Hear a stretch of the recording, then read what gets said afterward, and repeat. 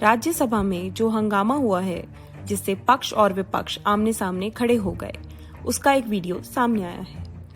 इस वीडियो में सांसद नजर आ रहे हैं, मार्शल नजर आ रहे हैं। देखिए, मार्शल और सांसद में धक्का मुक्की की आप तस्वीरें देख रहे हैं। राज्यसभा के इसी हंगामे को लेकर सत्ता पक्ष और विपक्ष एक दूसरे पर लोकतंत्र की हत्या का आरोप लगा रहे हैं। सरकार का कहना है कि विपक्ष के सांसदों ने संसद की सुरक्षा में तैनात मार्शल्स के साथ मारपीट की, जबकि विपक्ष कह रहा है कि सांसदों के साथ मार्शल्स ने बदतमीजी की, वो भी बिना किसी उत्सावे के। उनके साथ मारपीट की गई, ऐसे आरोप विपक्ष ने लगाए।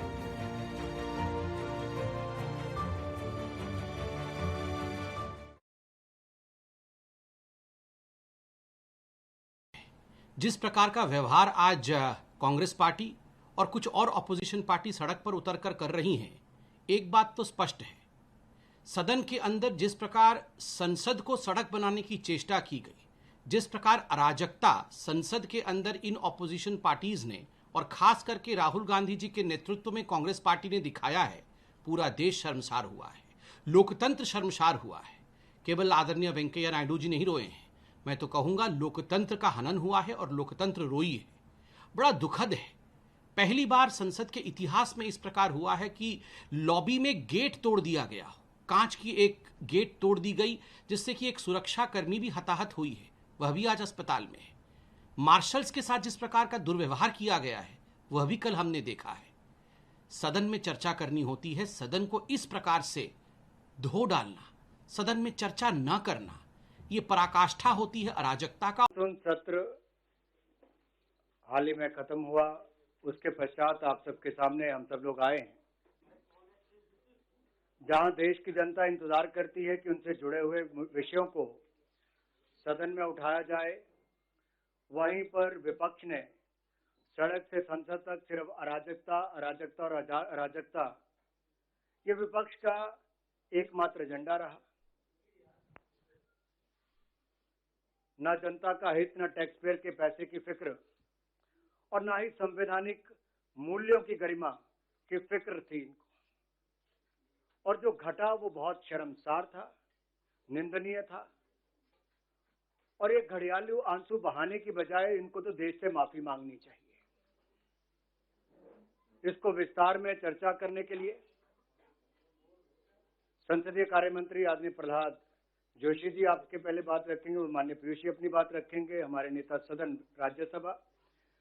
लेकिन जिस तरह का काम करने का तरीका या काम में रुकावट बनने का काम विपक्ष ने किया है, उससे उनको देश से माफी मांगनी है।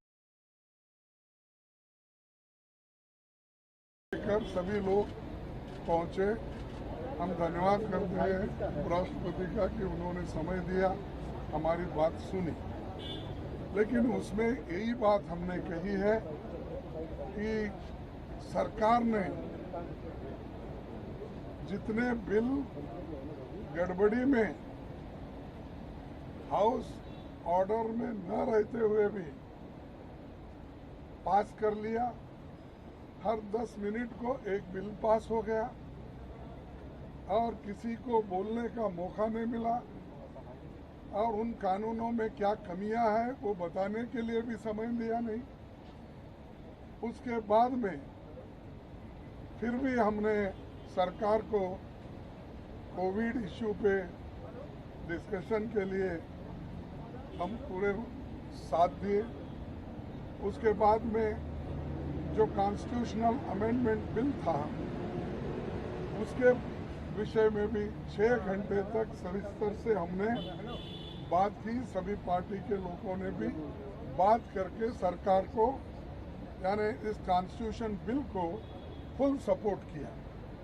और जब फुल सपोर्ट हमने किया, मकसद यही था कि पार्लियामेंट स्मूथली चले, डेमोक्रेटिक तरीके से चले, और सब मिलकर यूनानिमसली पास करने के लिए जो करेंगे वो उसका मैसेज। जहां भी आप देखिए कॉन्स्टिट्यूशन पर आक्रमण हो रहा है, पार्लियामेंट में हम किसानों की बात उठाएं, दलितों की बात उठाएं, पिछड़ों की बात उठाएं, महिलाओं की बात करें, पार्लियामेंट में हमें बात करने नहीं देते हैं। कल राज्यसभा में पहली बार इतिहास में, पहली बार इस देश की हिस्ट्री में सांसदों को मारा गया, धकेला गया, पीटा गया। नरेंद्र मोदी किसानों पर अत्याचार करते हैं, जो उनका है उनसे छीनते हैं और फिर किसानों को कहते हैं तुम देशद्रोही हो, तुम खालिस्तानी हो।